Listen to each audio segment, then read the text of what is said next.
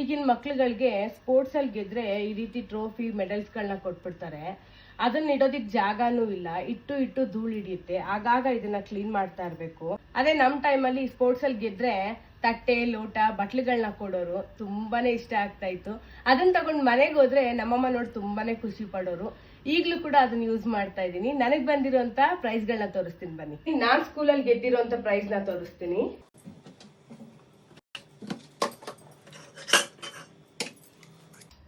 ನೋಡಿ, ಇದು ನಾನು ರನ್ನಿಂಗ್ ರೇಸ್ ಅಲ್ಲಿ ಗೆದ್ದಿದ್ದು. 30 ವರ್ಷದ ಹಳೆ ಲೋಟ ಇದು.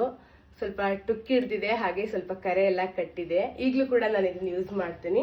ತುಂಬಾ ಮೆಮೊರಿಬಲ್. ಇದನ್ನ ನಮ್ ಟೀಚರ್ ಕೈಯಿಂದ ತಗೊಳ್ಳುವಾಗ ತುಂಬಾನೇ ಖುಷಿ ಅನ್ನಿಸ್ತು. ಹಾಗೆ ಇದು ನನ್ನ ತಂಗಿ ಗೆದ್ದಿದ್ದು ಖೋಖೋ ಆಟದಲ್ಲಿ. ತುಂಬಾನೇ ಚೆನ್ನಾಗಿದೆ. ಇದಕ್ಕೂ ಕೂಡ ನೋಡಿದ್ರೆ ತುಂಬಾನೇ ಖುಷಿ ಅನ್ಸುತ್ತೆ ನನ್ಗೆ. ಹಾಗೆ ಇನ್ನೂ ಒಂದು ಪ್ರೈಸ್ ಬಂದಿದೆ, ತೋರಿಸ್ತೀನಿ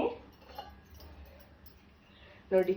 ಈ ರೀತಿ ಬಟ್ಲು ಕೊಟ್ಟಿದ್ರು. ಆಗ ತುಂಬಾ ವೆಯ್ಟ್ಲೆಸ್ ಇದೆ, ವೆಯ್ಟೇ ಇಲ್ಲ, ಬಟ್ ಆದ್ರೆ ಇನ್ನೂ ಕೂಡ ಇದೆ, ಯೂಸ್ ಮಾಡ್ತಿದ್ದೀನಿ. ಇದನ್ನ ಕೊಟ್ಟಿದ್ ಹೊಸದ್ರಲ್ಲಿ ಇದ್ರಲ್ಲೇ ಏನ್ ತಿಂದ್ರು ಕೂಡ ಇದ್ರಲ್ಲೇ ತಿಂತಾ ಇದ್ವಿ. ನಮ್ಮಮ್ಮ ಏನಾದ್ರು ಹಾಕೊಟ್ರೆ ಇದ್ರಲ್ಲೇ ಹಾಕೊಡು ನಾನ್ ತಗೊಂಡ್ ಬಂದಿರೋ ಪ್ರೈಸ್ ಅಂತ ಹೇಳಿ ತುಂಬಾ ಖುಷಿ ಅನ್ನಿಸ್ತಾ ಇತ್ತು. 90s ಕಿಡ್ಸ್ ಎಲ್ಲ ಆಲ್ಮೋಸ್ಟ್ ನಂತರ ಬಟ್ಲು ಲೋಟ ತಟ್ಟೆಗಳನ್ನ ಪ್ರೈಸ್ ಆಗಿ ತಗೊಂಡಿರ್ತೀರಾ. ಅದ್ರಲ್ಲೂ ಕನ್ನಡ ಮೀಡಿಯಂ ಅಲ್ಲಿ ಓದಿರೋದಂತೂ ಖಂಡಿತ ತಗೊಂಡಿರ್ತೀರಾ. ಯಾರ್ಯಾರೆಲ್ಲ ಈ ರೀತಿ ಬಟ್ಲು ಲೋಟಗಳನ್ನ ತಗೊಂಡಿದ್ದೀರಾ ಕಮೆಂಟ್ ಮೂಲಕ ತಿಳಿಸಿ.